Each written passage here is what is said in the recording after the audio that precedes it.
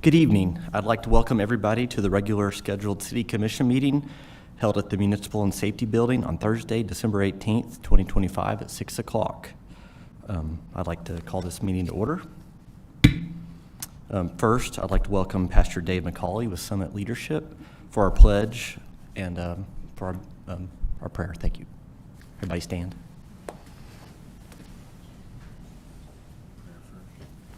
Pledge first. Invocation first, please. Invocation first, all right. Our Heavenly Father, we thank you so much for this opportunity to gather in this country of great freedom. I thank you for each of these commissioners, for the mayor and the vice mayor, for their leadership in the city of Johnson City, and how blessed we are by their leadership in this region. We ask your wisdom on them tonight and the blessing on this meeting.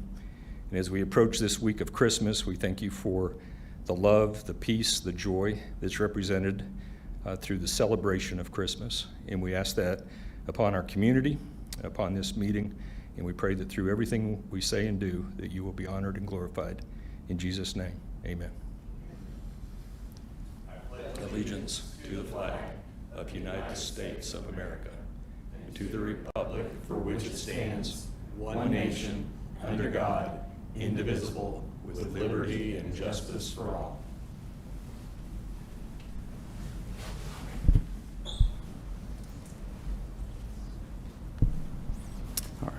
Kathy? Yes, Mayor. The first order of business is to consider approval of the minutes for the regularly scheduled City Commission meeting held on Thursday, December 4th, 2025. Move approval. Second. This last week, call the roll. Well, sorry. Ms. Bailey, call the roll. Commissioner Fowler? Yes. Commissioner Getz? Yes. Commissioner Wise? Yes. Vice Mayor Brock? Yes. Mayor Cox? Yes. The next order of business is under proclamations, resolutions, and presentations.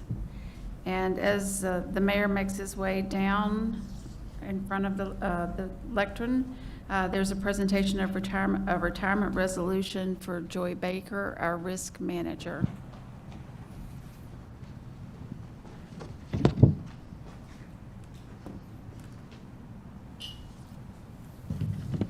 Hey there, Joy. I'd love to read this proclamation to you. So whereas Joyce Joy G. Baker began her career with the City of Johnson City in 1981 as a risk manager in the personnel department and was promoted to risk management director in 2006.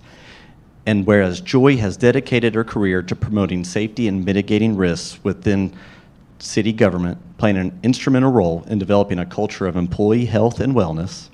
And whereas Joy established cost and allocation systems to significantly improve the performance of our liability and workers' compensation programs while ensuring compliance with applicable state and federal standards. And whereas she has earned the respect of peers for her professionalism, being inducted to the Public Risk Management Honor Roll by Public Entity Partners just this year, as well as earning the city the first ever Tennessee Municipal League statewide award for risk management in 1988 and received the honor again in 2017. And whereas Joy's level-headed and even-keeled approach has made her a trusted colleague and a leader in the organization for more than 4 decades. Now therefore be it resolved that the Johnson City Board of Commissioners officially extend its appreciation to Joy Baker for her 44 years of spectacular service to the City of Johnson City.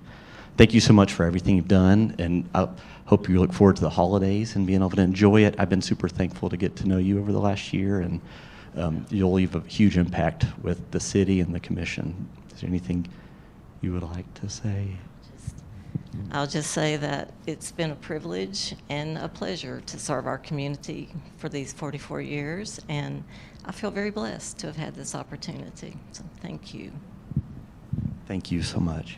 Mayor, if I may, I had the honor to serve with Joy, and Joy served as the interim assistant city manager with me during a very difficult time. And there were days and times that I don't think I could have made it without Joy. So I felt like I wanted to stand here beside you, Joy, and say a huge thank you.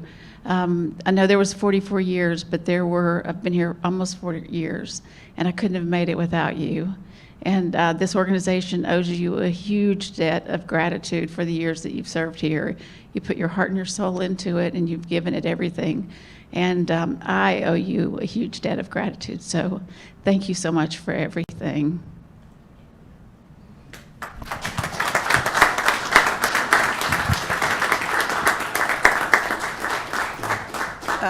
Joy, you can't go yet. I mean, at least, you know, the proclamations from the commission. But one of the things I've known you for a long time, long time. And one of the number one roles of a commission like us is risk management for the city, to keep it safe and to keep it healthy in so many ways. And you've just been the most amazing advisor to us. One of the things I can say about you, if Joy says this, then it's true. And so your research, your experience, you know, just your benchmarking among other cities and keeping current in your industry. And I'm sure across the state of Tennessee, everybody's going to be saying, you know, where's Joy? And so thank you very much, because you've helped me be a better commissioner. And I just want to say thank you very much. And so we've got a lot of volunteer opportunities for you. Please think about it. And you know what I'm talking about. That's right. But thank you so much, dear friend. I appreciate it. With 1,000 employees, risk management can sometimes seem like the inconvenient nuisance, but it's what keeps our employees safe. And there are employees today that we can say demonstratively, statistically, did not get injured at work because of programs and initiatives you took into account 10 years, 20 years ago, whether it be how we pick up trash or any number of other initiatives over your career. And so sometimes I think what you end up dealing with is the cleanup after the fact, but really probably the most meaningful contribution has been in the areas where we avoided something from the outset. And so I think that is worth remembering, and I think staff owes you a debt of gratitude for all the injuries that were avoided.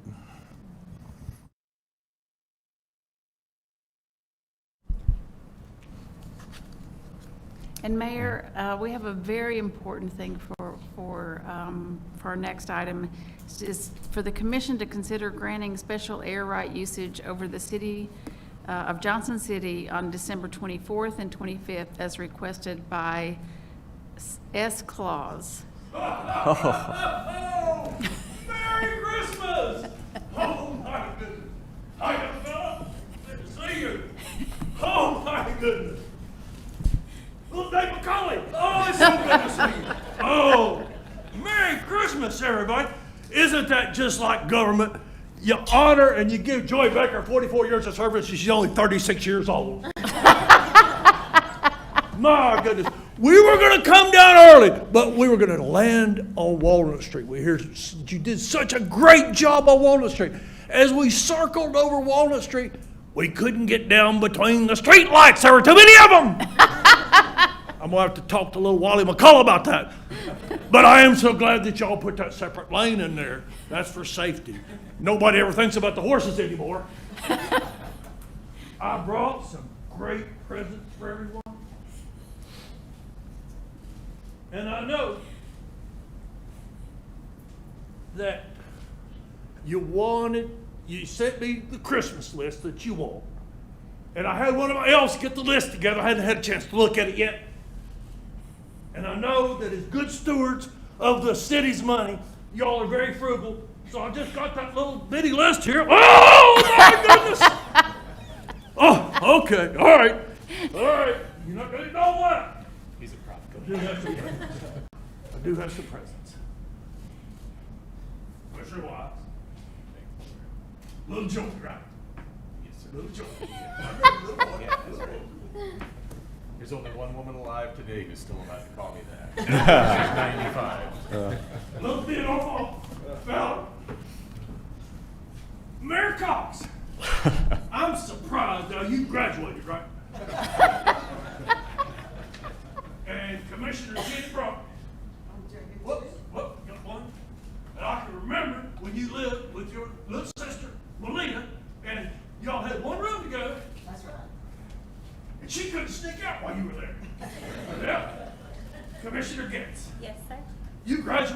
the School of Firehouse, right? Yes, sir. All right, all Yes, sir. And city manager, thank you so much. Thank you all for your services. We appreciate it so much. I have a special request. Can we fly over the city of Johnson City? I think so. A motion to approve. I'll second. All right, so we got a motion and a second. Any discussion about granting special air rights for Santa over the city? Only to this person right here. I would like to ask Santa to make a special stop for a couple kids in my household that've been very good this year. Absolutely. Thank you.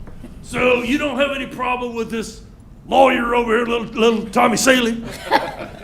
He says everything's okay? All right. He's been good. I think this is all legal request. Mm-hmm. Lawful and lawful intensity. Well, before he talks, we'll stop discussion right there and we'll call a vote. Ms. Bell? Did they give you your law license back? Last Christmas. Oh, my goodness. Again, Ms. Bell, you call the roll. Commissioner Fowler? Yes. Commissioner Getz? Yes. Commissioner Wise? Yes. Vice Mayor Brock? Ho, ho, ho, yes. And Mayor Cox? Merry Christmas, yes. Merry Christmas. Thank you all so much for your services. Thank you, Santa. Thank you, Santa. Merry Christmas, everybody.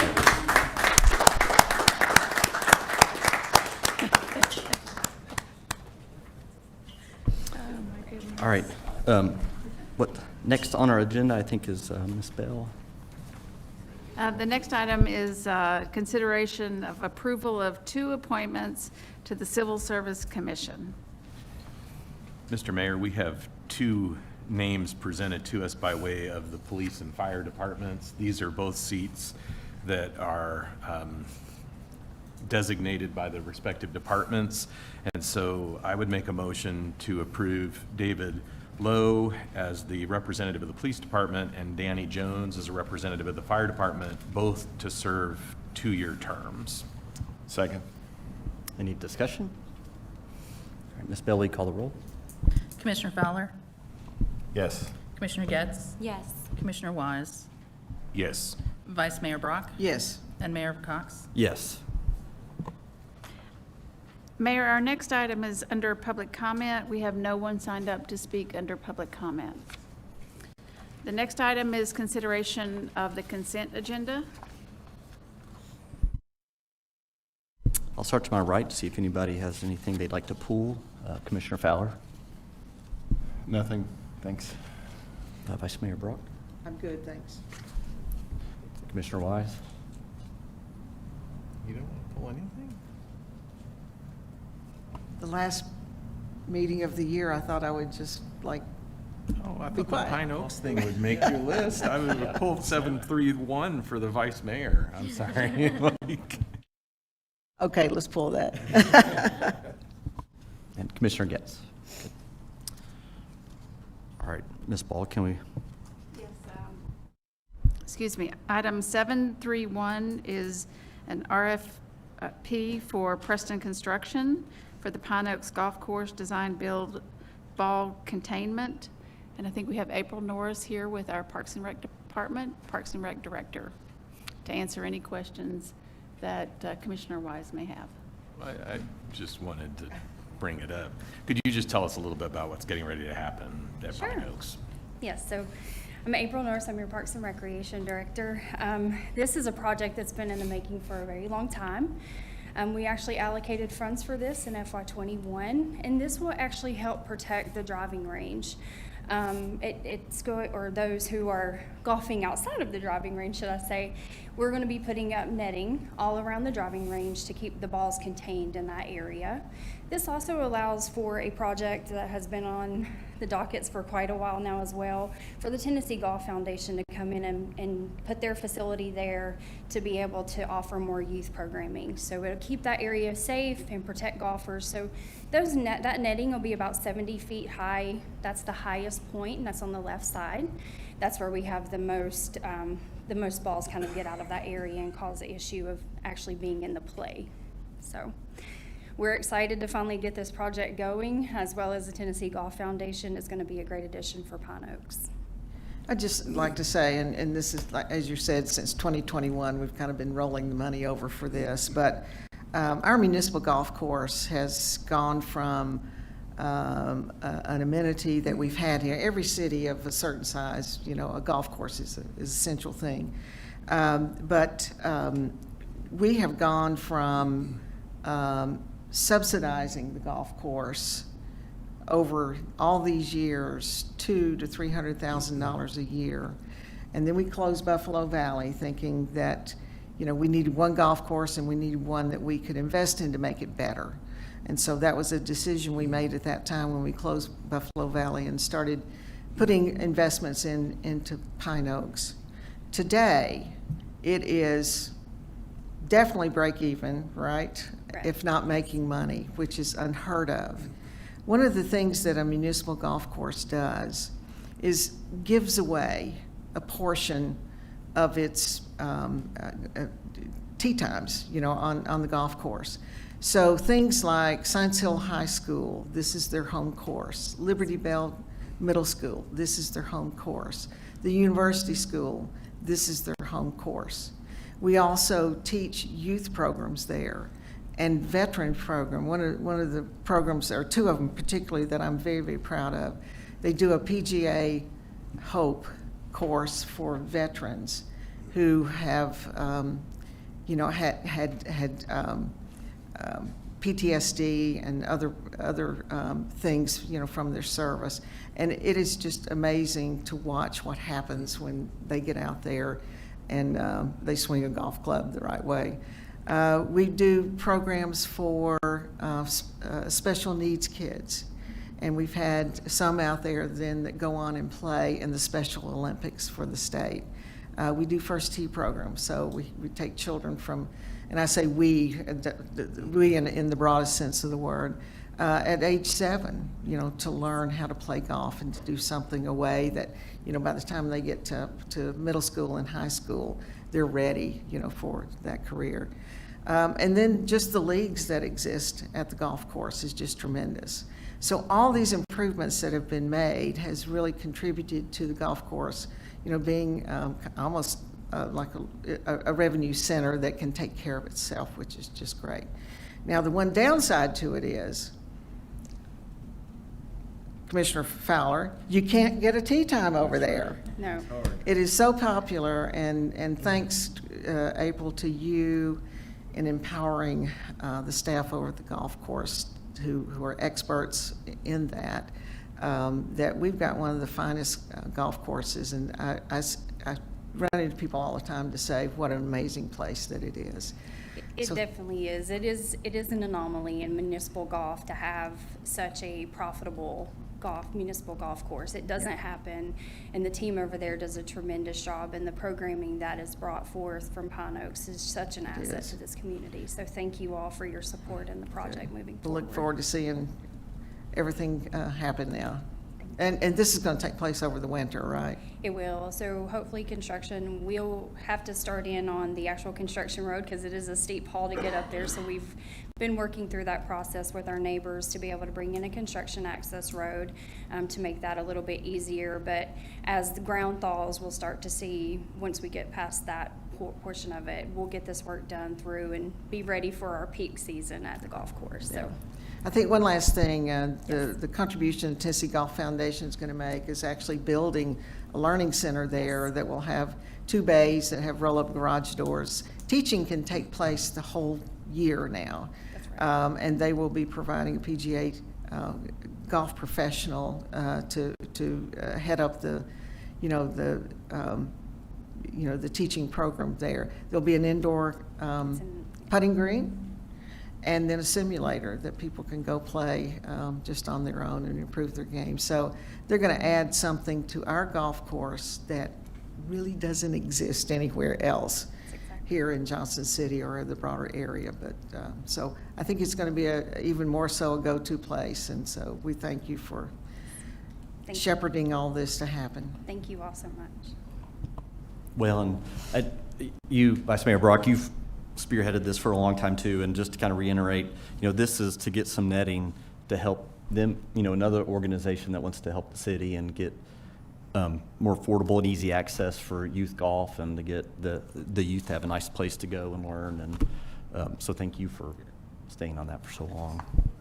I'd make a motion to approve the consent agenda. Second. Any discussion? Ms. Bell, will you call the roll? Commissioner Fowler? Yes. Commissioner Getz? Yes. Commissioner Wise? Yes. Vice Mayor Brock? Yes. And Mayor Cox. Yes. Commissioners, the next item of consideration is the annexation by owner consent and public hearing of 0 Boones Creek Road. This is to consider approval of a final resolution on a voluntary annexation of approximately 67.02 acres along Boones Creek Road and Christian Church Road.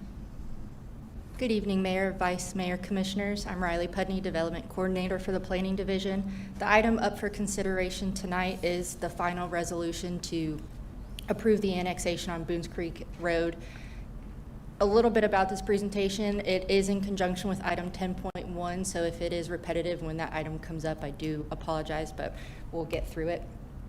So just to remind the Commission of the timeline of this annexation, it had its Planning Commission approval or recommendation for approval August 12th, and we are here tonight for the final resolution of the annexation and final reading for the zoning assignment. The notification timeline is present on the screen with newspaper ads for this meeting were sent out October 29th. To reorient the Commission on this site, it is at the corner of Boones Creek and Christian Church Road, right across from the Bright Ridge location. And the request is to annex approximately 67 acres for a future commercial development. The parcel is contiguous to city limits, and it is within our urban growth boundary and service area. And as I will speak more on item 10.1, they are requesting a zoning assignment of B4, which is in the planned arterial business district. The plan of services was submitted, and all departments submitted and had responses to those plan of services, and there were no issues with those departments. To just give a little bit of a location background, the property in the borders Johnson City zoning of B4, RP5 along Boones Creek Road, and it is within the corridor overlay district, which means at the time of building, they would have to meet the corridor overlay standards. Washington County, it currently is A1 and PRBD, and it borders additional county A1 zoning. The Horizon 2045 land use has this as regional mixed use along with the adjoining properties, and what that means is that it is appropriately zoned or will be appropriately zoned for a commercial business and mixed use of retail and restaurant. It's appropriate to have non-residential and high-density uses in the area. Specific policies from Horizon 2045 that support this annexation are seen on the screen and within your packets, but prosperous economy, we promote and support economic activity and strengthen tax bases. It is along a key commercial corridor, so that brings in more development. And it also is aligned with the long-term city goals and is within existing infrastructure that the city has. So with this, the staff recommends to adopt the final resolution based on what we've gone over. The property aligns with Horizon 2045 and the future land use map. It is supported by several of those growth management objectives, and it is within the urban service boundary and growth boundary. And so the motion tonight is to approve that final resolution.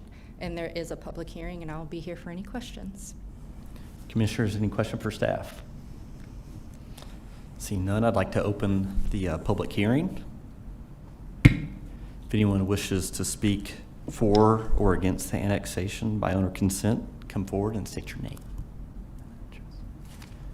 Seeing none, I'll close the public hearing. Move approval. Second. Ms. Bell, will you call the roll? Commissioner Fowler? Yes. Commissioner Getz? Yes. Commissioner Wise? Yes. Vice Mayor Brock? Yes. and Mayor Cox. Yes. Commissioners, the next orders of business are items under second readings. These are all items for consideration and public hearing. And I guess we should back up. Was there a public hearing on that last one? There was. Okay, I'm sorry. I apologize. Item 9.1, ordinance number 4932-25, second reading and public hearing of an ordinance for the rezoning of 4.81 acres located at 2121 Seminole Drive from R2 to R2C.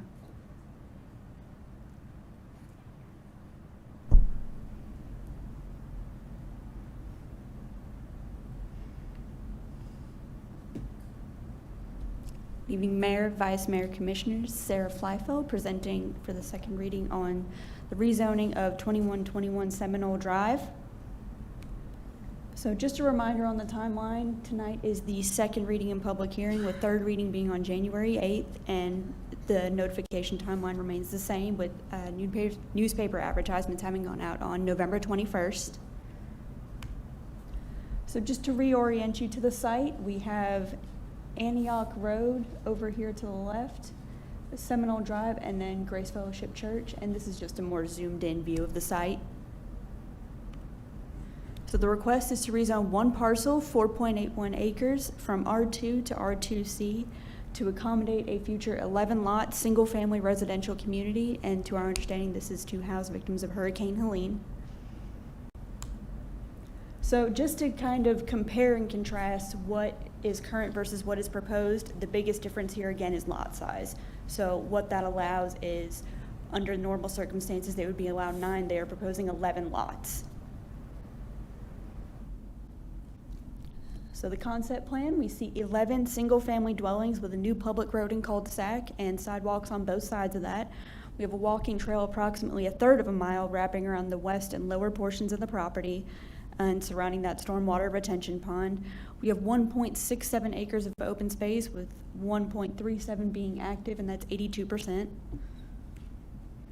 So current conditions of the subject site, it's wooded and vacant with kind of a gentle slope towards the east of the property and the lowest elevation along the western property line.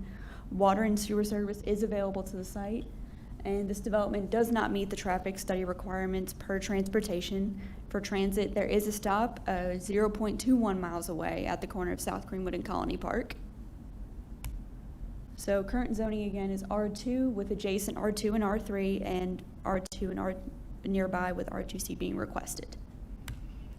So tying this into Horizon 2045, the place type is designated as neighborhood residential. To break that down a little further, what that means is single family is deemed most appropriate with larger lot sizes and a residential single family usage. So some specific policies of Horizon 2045, strong neighborhoods. So we want to support the development of housing choices that reflect compatibility of scale and creation of place as defined, and encourage growth in areas that are already served by public utilities, transportation networks, and schools, which this is. So citizen comments, a neighborhood meeting was held on November 3rd at 5:30 with 6 in attendance. Some concerns mentioned were density and traffic impact along Antioch Road, Huffine Circle. Stormwater runoff was mentioned as a potential concern, and removal of any existing foliage and natural features was mentioned. Staff does recommend to approve based on this is within the allowed density, and the proposed R2C zoning district and proposed development support the Horizon 2045 policies. And the requested R2C zoning is supported by the future land use map. And there will be a public hearing, and I'm here for any questions you have of me. Any questions for staff, commissioners? Seeing none, I will open the public hearing. If anyone wants to speak for or against the rezoning, come forward and state your name and address.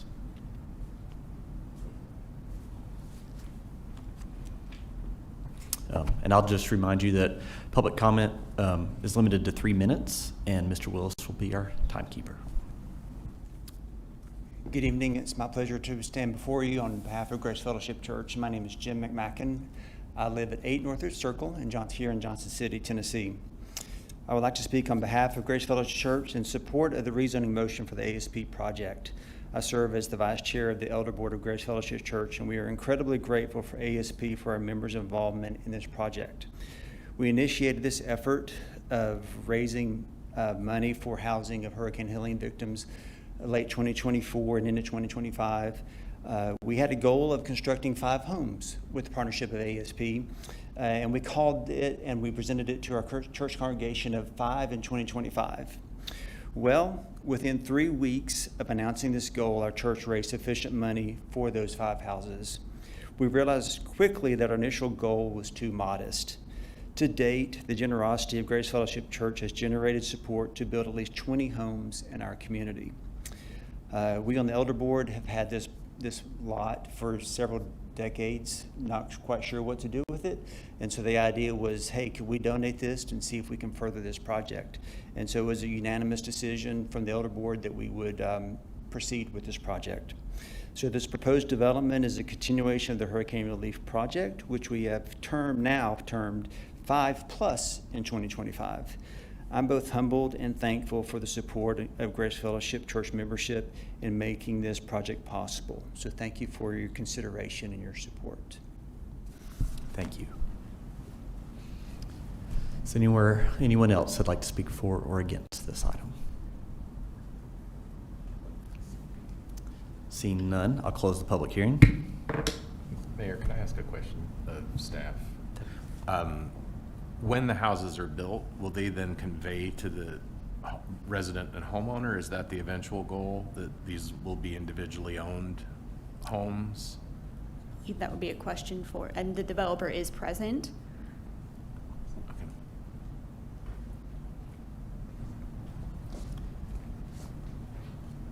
Come forward, if you don't mind, state your name and address. Yes, sir. For the record. My name is Alf Nelson. My address is 1105 Cherokee Road, and I serve as the executive pastor at Grace Fellowship. And as Mr. McMacken just said, we began this partnership with ASP, and so the goal is to donate the land to ASP as soon as we get through the subdivision process. They will then do the construction, build the homes, and the homes will be owned by the residents of them. Thank you. Thank you, Mr. Nelson. I'd move approval. Second. Any discussion? Ms. Bell, will you call the roll? Commissioner Fowler? Yes. Commissioner Getz? Yes. Commissioner Wise? Yes. Vice Mayor Brock? Yes. And Mayor Cox? Yes. Thank you. We might call it 5 + 6 in Commissioners, the next order for consideration, next item for consideration is item 9.2. This is ordinance 4933-25. This is a second reading and public hearing of an ordinance for the rezoning of 2.06 acres located at 2600 People Street from R3 to MS1.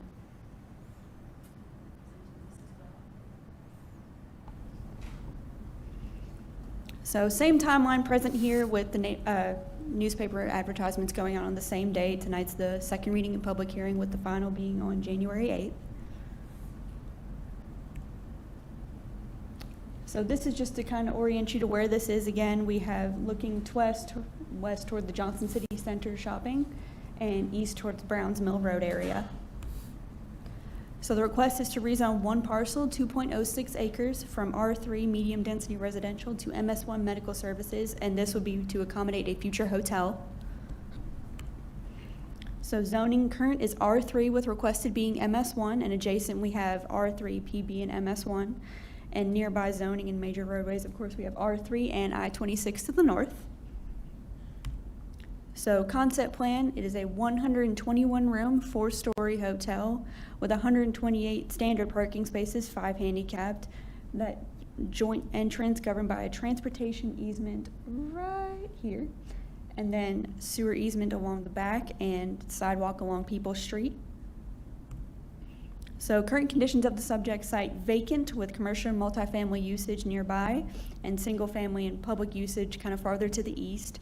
Utilities, we have a water line present along Peoples Street with a sewer extension required by the developer. Traffic study will be done at the time of development permits, and transit stop is about half a mile away along Peoples Street. So tying this into Horizon 2045, the place type is designated compact residential. To break that down a little bit further, this would be kind of a low impact, auto-focused commercial usage, which would be supported. So prosperous economy associated with Horizon 2045 policies, we want to identify and promote key commercial corridors and retail nodes that align with the future land use plans and align zoning regulations to facilitate that diverse development. So citizen comments, a neighborhood meeting was held November 3rd at 6:45. No public were present and no comments have been received since. Staff recommendation is to approve based on the proposed development is in a commercial corridor and the proposed MS1 development and proposed usage do support the prosperous economy policies of Horizon 2045. And there will be a public hearing, and I'm here for any questions you have of me. Commissioners, any questions? Seeing none, I'd like to open the public meeting. If anyone would like to speak for or against the rezoning, come forward. Seeing none, I'll close the public hearing. Mayor, I'll move for approval. Second. Any discussion? Ms. Bell? Commissioner Fowler? Yes. Commissioner Getz? Yes. Commissioner Wise? Yes. Vice Mayor Brock? Yes. Mayor Cox? Yes. The next item for consideration is ordinance number 4934-25. This is the second reading and public hearing of an ordinance to abandon 0.27 acres of public right-of-way at 2832 West Walnut Street. Good evening, Mayor, Vice Mayor, Commissioners. Tonight is the second reading and public hearing for the right-of-way abandonment at 2832 West Walnut Street. The final action will be held on January 8th for the third and final reading. The request is to abandon 0.27 acres at 2832 West Walnut Street. It is within the Johnson City Fire Department training facility, so it is the request to have that abandoned so they could minimize setbacks when they want to put new buildings there.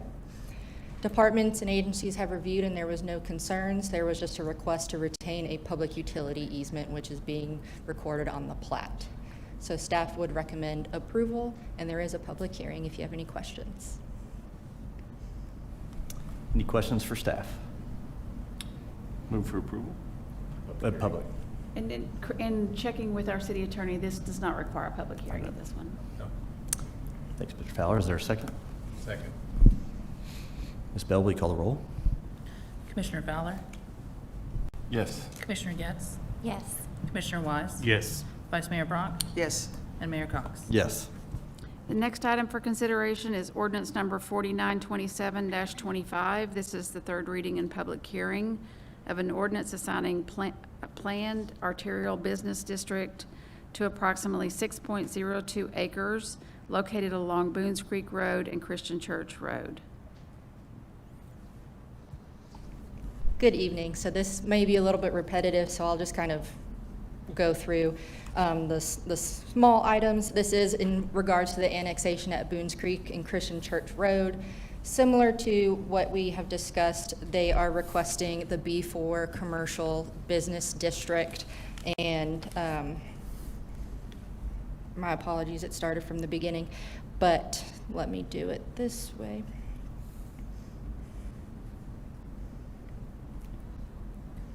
There we go. It is in line with the Horizon 2045 plan, and staff recommends approval of the zoning assignment for B4.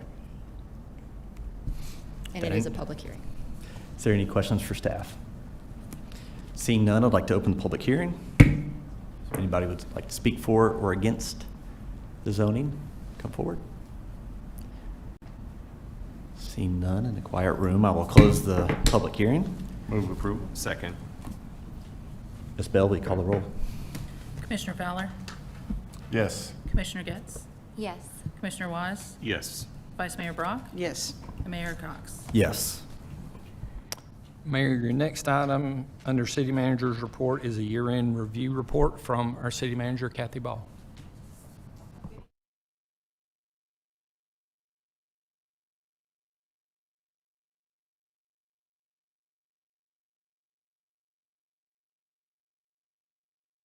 Good evening, Mayor, Vice Mayor, and members of the Commission. Thank you for the opportunity to present to you tonight the key accomplishments for the city for the calendar year of 2025. It's been a very exciting and very busy year, and we couldn't have done this without, of course, the work of the staff, the commission, and many of our adjoining partners. So I want to give accolades to them before we start. And as we move through these, we will point out several of those key partnerships within the work that's been done. So to begin with, just a few notables, highlights of by the numbers kind of work that's been done. All of these gear around your strategic goals and strategic plans. So as we talk about the numbers, we're going to go through, and pardon me because I'll be looking at some of these numbers to make sure I get them right. But we have worked with our staff to shelter approximately 90 people. We've had $1.2 million in ticket sales at Freedom Hall Civic Center. This has been a record-breaking year for Freedom Hall. I think you've heard about that. We've had over 100,000 visitors to downtown this year. We've had a record-breaking year of approximately over $250,000 of grants that have been awarded to the city. We've had almost 9,000 calls to the Johnson City Fire Department. Not something that we're happy about, but we're happy that we've been able to accommodate and respond to those calls, and that you all have supported and funded equipment to be able to do that. I know what's near and dear to our Vice Mayor's heart is that we've planted over 70,000 square feet of wildflowers this year. Additionally, we have issued more than 5,000 building permits, paved almost 30,000 lane miles of roadways, fixed almost 3,400 potholes by filling or patching them. Again, that's not something we like to have happen, but we like to fix them when they do happen. Collected over almost 3,000 tons of leaves. I want to point out as we go through some of these, you all have heard us talk about some of our sanitation fees. These are things that we do in addition to to the things that aren't necessarily done in other cities that are done as part of our program. We have collected more than 5 tons of brush, and over 250 tons of litter have been collected. When we look at our larger projects under the Commission's strategic goals, and just as a reminder quickly of what those goals are, they fall into 4 buckets that we call them: economic vitality, quality of place, future-ready infrastructure, and excellence in governance. The city has championed many projects this year, each with the goal of enriching the quality of life in Johnson City.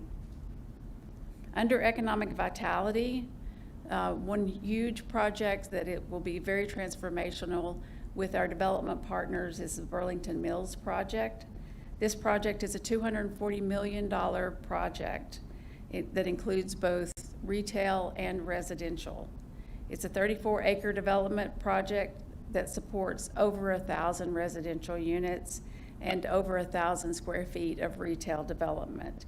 It's expected to generate over $100 million of economic impact in our community.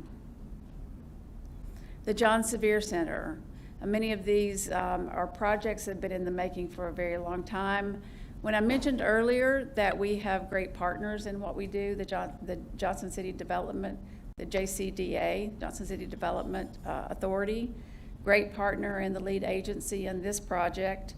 We have coordinated with them, and it is incredible to say that by Christmas, all of the residents from the John Sevier will be moved to the Tapestry. Today, I'm hearing Commissioner Wise say that they will be moved today. That is ahead of schedule, and that is very uplifting that those residents will be moved to a place by Christmas, and very moving to be able, yeah, that is very emotional to see that the quality of those folks' lives will be different, especially considering that in '89 there was a tremendous fire that happened there on Christmas Eve. So I think that's notable for our community. That includes 145 apartments, so those residents will experience that for Christmas this year. We had great partners with JCDA and Visit Johnson City that helped provide additional furnishings for those folks as they move down there, including bedding and additional supplies for them. In addition to doing that, we have been able to work with a developer, the Lansing Melbourne Group. We say they're known to us as the LMG Group, that we have a term sheet with that will be redeveloping the John Sevier with approximately 136 rooms, along with ballroom space and retail space where the John Sevier is right now, along with having some retail space in the downtown center as well. So that's very transformational to our community. The next project, the Ash Street Courthouse, was completed last year. This year, we've successfully been able to have an incredible tenant and partner to our community. ETSU has signed a lease and moved in July, and is occupying that building with the Department of Art and Design, the Reese Museum, the Appalachian Studies and Entrepreneurship Center, and in the revitalization of that building. And I think it's notable again to go back and remember that $5 million to refurbish that building came from the governor, and that the purpose that the governor gave it to us for is being seen today. And it is, of course, along West Walnut Street, a 4-year project. You heard about this when our Director of Water and Sewer, John Lane, talked about the utilities along that corridor. But that project is a $41 million project. The Ash Street Courthouse, of course, is an anchor to it. It is delivering a pedestrian-friendly streetscape, traffic calming features that now we will start to see development occur along that corridor. But it is quite an accomplishment this year to see that project completed. Under quality of place, this year we were able to move forward with the help of the Rotary, and as well as getting additional money from Governor Lee and working with the county to be able to start an addition to the Tannery Knobs bike trail, to add a children's bike trail that's friendly to bikers of all ages. The construction of that has started. Our Parks and Rec Department, along with our Public Works Department, is working to complete that so that children and folks of all ages and abilities are able to ride. And I may add that I might be in that lower section riding a bike as well, not in that upper section. We have, under the approval of the City Commission, initiated a Safe City Projects that adds the ability for us to proactively monitor and detect crime as it is happening in real time. This includes adding cameras of different devices to be able to detect crime as it's happening, and to be able to provide safe city initiatives throughout our community, to have people monitoring those devices so that criminals know that this is not the place you want to do that you want to commit crimes in. We have been working with Flock. We have already been able to collect over $200,000 worth of stolen devices, or stolen money, stolen property. In using this, we have a web page that's set up that people can go to and be able to see what crimes have been committed, what crimes have been solved using these devices. We also did numerous amounts of community meetings, letting people know what we were doing, how we were doing it, how we were being transparent, and how we were providing them information about it. So we want our community to feel safe, and we want folks to know this is not a place that we want criminals to be successful in. As you all know, the alcohol sales hours changed this year under Ordinance 4925-25. It stopped the premise of alcohol sales from 3 o'clock and moved it to 1 o'clock. The reason for doing this was to provide a safer city in conjunction with the previous slide. Again, just as a reminder, 80% of our community felt like doing this would provide for a safer city. We've provided some numbers below that are collected. The numbers that you see are for a 2-month period from a year ago to a 2-month period. So if you look at the second column, it is from the time that the year ago, 9/5/24 was a year ago when the ordinance was enacted a year prior. And then the numbers that you see of 9/5/25 was this year. So if you look at that numbers in the last column, you can see, for instance, that aggravated assaults were down 60%. The one number that was up was simple assaults. Simple assaults went up. I think that was an anomaly. Disorderly conduct went down almost 78%. Drunkenness went down 60%. These were arrests made for those.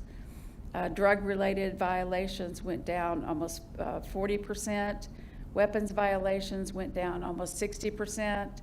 And DUIs went down 42%. This was across the city. We've provided some additional details specific to downtown. Horizon 2045, this was a lot of work done by the Planning Commission as well as the City Commission. Tonight you saw presentations that a lot of folks asked questions about, is this going to be a document that you're going to put on the shelf and never use? I think we demonstrated tonight from our planning staff that this is a document that's going to be used in every time that decisions are made about planning.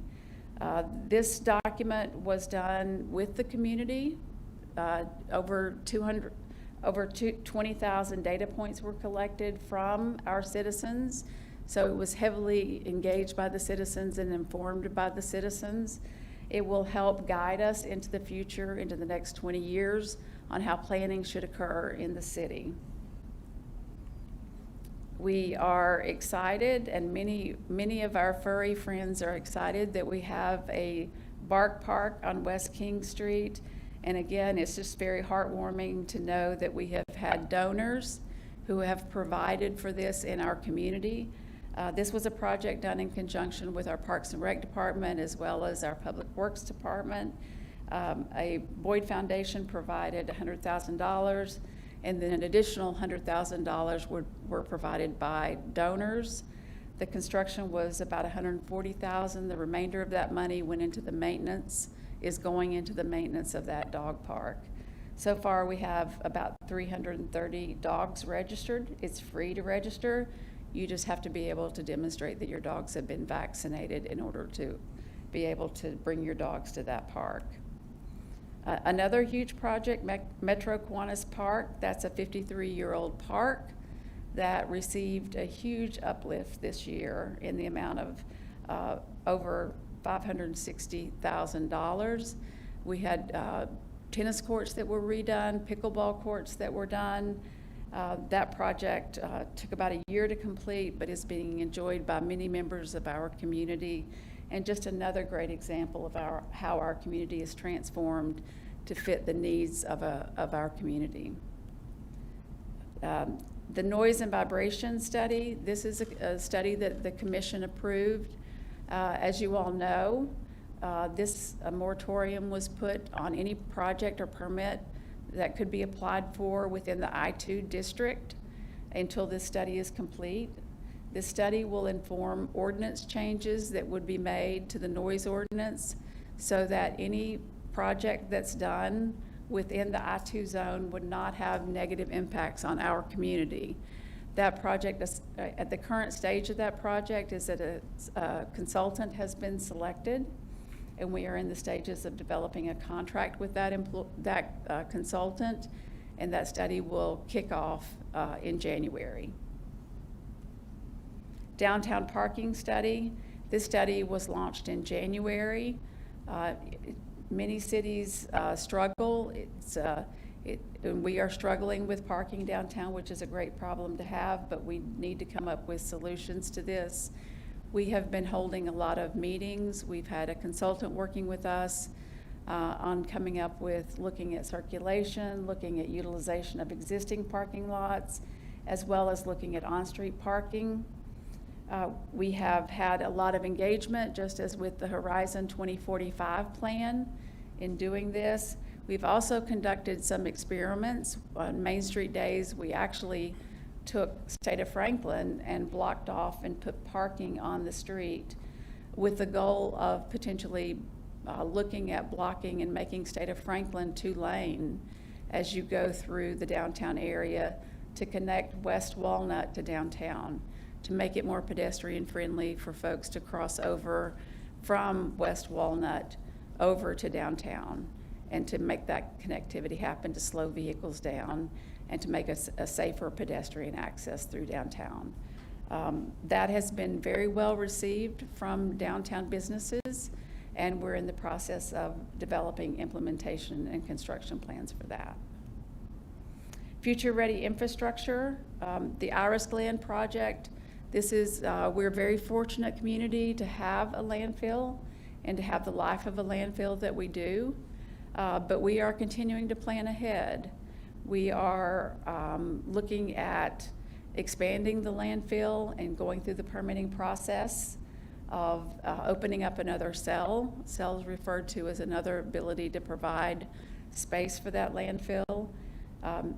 That work to do that is underway. The permitting process is very lengthy, but we are in the process of doing that and hope to have that permit in the fall of winter of 2027.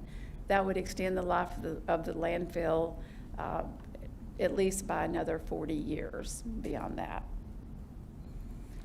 Town Acres Elementary School, that is 10 years in the making. I think it was incredible when the ribbon cutting happened to talk about commissioners who sat on this commission who are no longer with us, that had the vision to be able to make that happen. That will provide for a state-of-the-art school, 110,000 square feet for 750 students, with modernized classrooms and offices. It's a $45 million project, but it takes a 50-year-old building and totally renovates it with a state-of-the-art facility. Knob Creek improvement, many people are really familiar with the very odd interchanges and a lot of development going on in that area. I have a diagram I'll show you that makes it a little bit clearer. If you look at this drawing, phase 1 has been completed. It's a little bit harder to see. Phase 2 will be completed next year. So if you look at this section, phase 1 is the part that was done in 2025, 2026, and I'll get a little bit into the work that we're doing in 2026. And then phase 3 is the part that the state will be doing. The actual construction on the third phase will not start until April of 2027, but we did receive good news.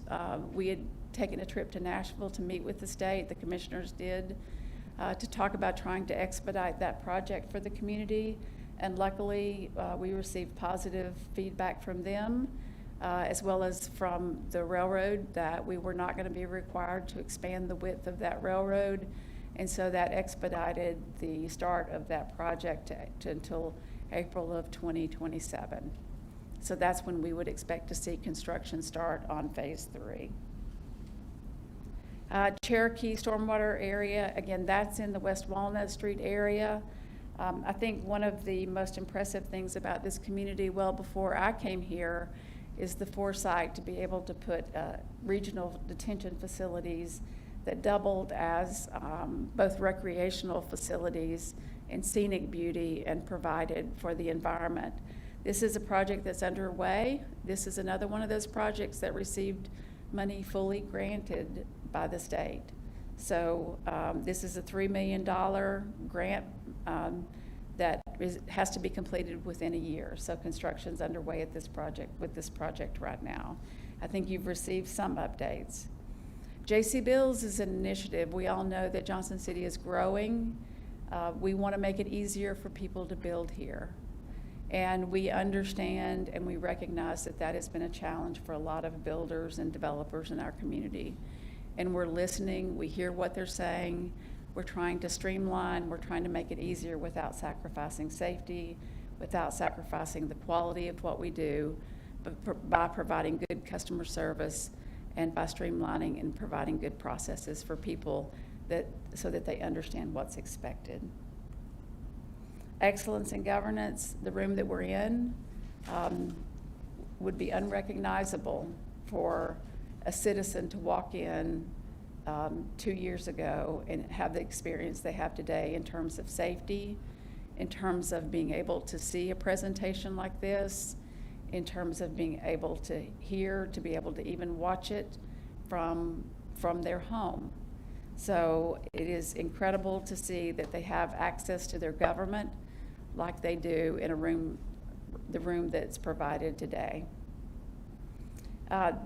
This year, the staffing operations of the JCDA, the Johnson City Development Authority, were moved to the city staff so that we could better align all of our economic development initiatives into the same goals and objectives. So we have continued to work with the JCDA board through the John Sevier that we talked about, as well as to oversee facade grants, TIF grants. This year was the ribbon cutting, the opening of the Fire Training Center. Again, this was a project that was fully funded through grant funding, through the ARPA funding, American Rescue funding, through COVID. This is a state-of-the-art facility that is not only used by the Johnson City Fire Department, but it's used by our surrounding fire departments and as well as other agencies. And this past couple of months, there's been a groundbreaking for a 4-story hands-on training center there as well. So this is something that will live on well beyond us and be a state-of-the-art facility that will become a regional facility for us to share with our partners. Fiscal responsibility, we are very fortunate that we have staff that closely monitor all of our financial responsibilities. We receive the highest honor you can receive in budgeting. And most people don't think that there are awards that people get for doing a really good job in budgeting. But this is the second year in a row that the city has received the Government Finance Officers Association Award for the budgeting preparation. And this is specifically because there is an area within that award that calls out for documentation and transparency, which means we're telling our citizens exactly where their money is going. So again, this is the second year of receiving that. You can tell that Dustin is very happy about getting that award. And we are very happy with the work that they do.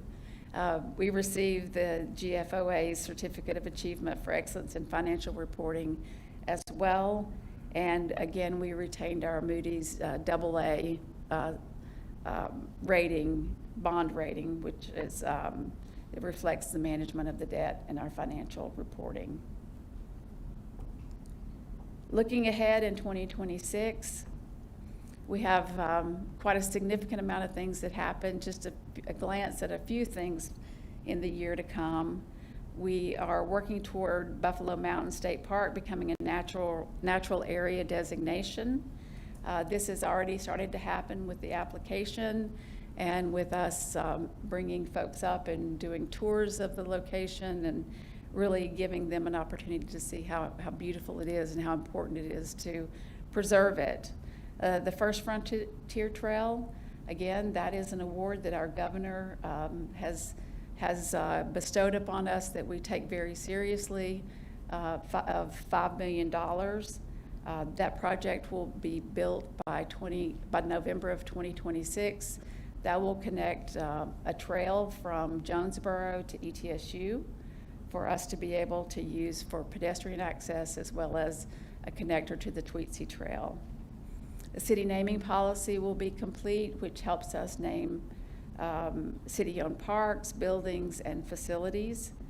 West Mountain View Road widening will begin, and it will connect the intersection of Knob Creek Road to East Congestion as well. We will, and you heard this in Mr. Lane's presentation, Knob Creek Wastewater Treatment Plant. The project will be bid in 2026. And we, again, were awarded a grant to do a Black Heritage walking trail to honor the heritage of our Black community within Johnson City. We also will be working to develop property along West Walnut Street, which is at 420 Ash Street. With that, my mouth is dry, and I'm sure you're tired of hearing me talk, so I will see if you have any questions. Is that all? That is all I could think. That's all, and I want to just really thank Cooper and Keisha for working so hard on this presentation. Ms. Ball, I really don't have any questions, but I certainly do have some comments. That was a massive amount of stuff that's been done here in the city, and I want to thank you for your leadership in doing that. You know, you came to us in 2021, I think December 21, and it was just shortly after you came that the city was faced with some of the biggest challenge that it ever has. I just want to say that you weren't here when all this happened, but you stood tall. And I could not be more proud of what you've done in these past years. I'm going to get real emotional about this. It wasn't easy, and I know it wasn't easy on you. But you did what you do because you're a leader. And at the same time, you had to run a city. And so the staff that you've put in place here, you know, jumped right in. And I mean, this is proof of running a city right here. But looking forward in terms of the investments that we make, that we continue to build an environment in Johnson City that people want to come and be a part of. I think one of the things I'm very proud of that this commission and commissions before this have done have come up with a strategic plan that just seems to be a dynamic document that really helps lead us and helps give you guidance and the rest of the administrative staff and all the employees the guidance about who we are as a city. We had a commissioner, Mrs. Getz, that would say, and Joe, you have to help me here, that culture eats strategy for breakfast. Is that what it was? Yeah. So I think during this very hard and challenging time, the culture of the city has stood strong. And I know it kind of shook a lot of people almost to our foundations. But through the confident leadership you've shown, you know, we are moving through this and we're doing the right thing. But I just want to personally thank you. And I know you've had, you know, personal reactions to all this, as we all have done it. And so I'm going to wish 2026 as a year of, I like that little saying you had, but we'll have to come up with a slogan for 26, Keisha. But thank you so much. You're not only, you know, a dear friend to the employees of this city, but to the city itself and to us as well. And I can't thank you enough. Thank you. I would, I guess, add to it. I think not simply has culture stood up under that testing, I think culture has been transformed during this season. You know, as I look through the different slides, a couple things strike me. One is all of these initiatives tie back to commission-identified priorities as expressed through the voters who sent the commission to be here. And it hasn't always been that way. Two, as I look at the slide deck, I see things that affect every corner of our community. We've not focused exclusively on downtown or North Roan Street or Boones Creek or West Market or West Walnut, but we've engaged in projects that literally affect every corner of our community. And that's really important because each of those things has an effect on all of those things. And there have been times where in my service on this commission, I kind of question, like, what are we doing? Like, are we making any difference? Are we just like tilting at windmills or something here? I have not felt that way, certainly since 2021. And I think this slide deck actually summarizes all the different ways and reasons that that has been true. There is so much good happening in Johnson City and about to happen in Johnson City. And it's a testament to the 1,000 people who work for the city, and it's a testament to their leader. And so I just applaud the progress, and I look forward to a new year. I too want to thank you. When you interviewed here, and we talked about the things that were important to the commission, and you were taking notes. And I think every one of the things that we talked about are either accomplished or on their way to be accomplished in the 4 years you've been here, which they're never as fast as anybody wants them to happen, especially the Knob Creek overpass and things we've been talking about. At 27, I mean, that's better than I was expecting. Exactly.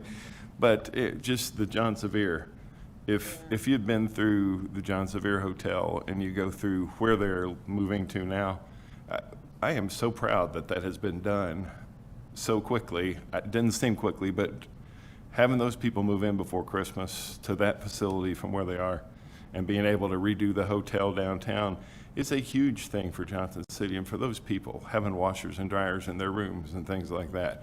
I mean, it's better than I thought it was going to be. So yeah, we're so blessed that we live where we are, and happy to have you here, and thank you for your leadership. Appreciate it. I want to echo what my fellow commissioners have said. My time with this body has been short, but I have felt all of these things as a resident, but to be able to see the data and to see the numbers, to interact with the staff, to spend time with city leadership, just to see it firsthand makes me, I've always been proud to be from Johnson City, but it makes me exceptionally proud to be part of this community. The things in the infographics on the first couple slides and the first couple pages, those are the things that touch every aspect of our community. And while filling almost 4,000 potholes may not be something that a resident sees and feels, when a pothole isn't filled, they do see that and they do feel that. Spending time today with the employees of our water and sewer services, getting to see their dedication on cold days, on hot days, on long nights, I just think it speaks to the culture of this community, the people here. I'm honored to be a part of this group and really looking forward to the new year and getting to learn more. But well done, Ms. Ball, well done, City, and also Commission. I'm glad to be a part of this group. Well, I'll close it out, and I mean, I'll just say I'm pretty sure about a year ago at this time was my first commission meeting, and I had no idea what to expect, and pretty quickly we had a series of pretty important votes that were meaningful and impactful, and seeing how much thought and care from the commissioners up here, and understanding that we're largely a volunteer group that are really here to serve our community, and I think our community is set up a lot different than a lot of communities, and I wish it could really echo that we have the weak mayor system, so we have 5 true representatives that come from different stories and have different ears to listen and bring our own opinions back, and then kind of come to agreements to keep moving forward, and to be a part of that and see all the stuff that's still been accomplished when we're dealing with other difficult items is really impressive, and that's a testament to you. But I get to take credit for some of this, even though I had nothing to do with it, because y'all were here working on it a long time before I was here. So what I would like to work on is just next year, the best we can is just community engagement, even in this room. Right now, most people here are staff, and our city is just uniquely set up for the community to be part of this, because we're really largely unpaid volunteers, and we want the feedback. We had a library meeting this week, a board meeting this week. I'm on the library board, and there was a big turnout. There was a lot at the public hearing and public comment, and everybody was extremely respectful and insightful. They all came from different backgrounds and perspectives, and it really is nice to see that engagement and hearing, because we need those different perspectives to lead and make decisions, because they all have a different story to tell. And just as far as our library goes, Julia Turpin there does a terrific job, and our policies are in place are terrific. And our circulation last month was 40,000. Our circulation with online was 60,000, and the next highest is Bristol at 13,000, and the kids programs. And so, just admire that process and the staff there, and just so I kind of wanted to echo that from my board experience this week, and if anybody else has board experiences, and just as far as the city goes, if we can try to be engaged and constructive criticism and help us all learn how to navigate forward next year, would be great. So with that, anything else? Well, I will Merry Christmas. close out